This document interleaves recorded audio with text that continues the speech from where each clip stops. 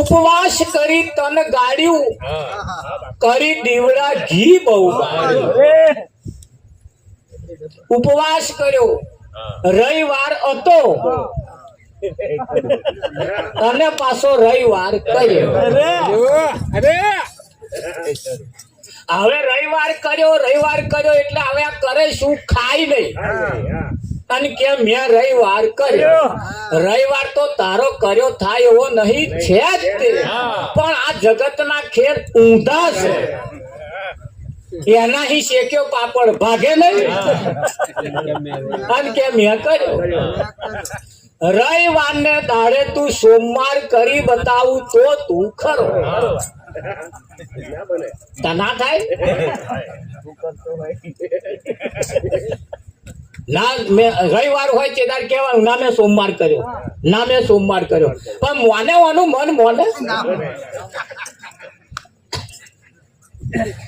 ઉપવાસ કરી તન ગાર્યું, કરી દીવડા ઘી બહુ બાર્યું. ખાધું નહીં, બારી નહીં. અમારા ઘરમાં તો નિયમ છે, ભગવાન ને જમાડ્યા વગર જમવાનું જ નહીં. આવું કેવા વાળા ફોફો મારા પા ભગવાન ને ખોરવા જાય. દરરોજ તમે જમાડો એ કોણ? મુદ્દો છે અમારે કે ભગવાન ને જમાડ્યા વગર જમવાનું જ નહીં. નિયમ કેમ?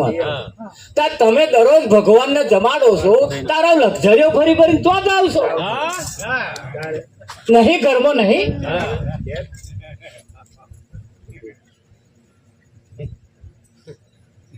દરરોજ પૂજા કરવાની, દરરોજ આરતી કરવાની, દરરોજ થાળ ધરાવવાના, દરરોજ ભગવાન ને જમાડવાના. તોય કે મહારાજ 12 મહિને તો કે એક વખત મૂળ સ્થાને જવું પડે ને. કે તારા ઘરમાં છે એ ચીવું છે, ચીવું છે. એટલે આ જગત ની અંદર જેવું આધાર કાર્ડ કાઢ્યું છે ને એવું આ કાર્ડ કાઢ્યું છે. એટલે એ સંતો ફિટ કરાવે છે. તારી પાસે જે છે, તારી પાસે તારી કને જે છે ને એ જૂઠું નહીં, એ જ સાચું છે એવું એ ફિટ કરાવે છે.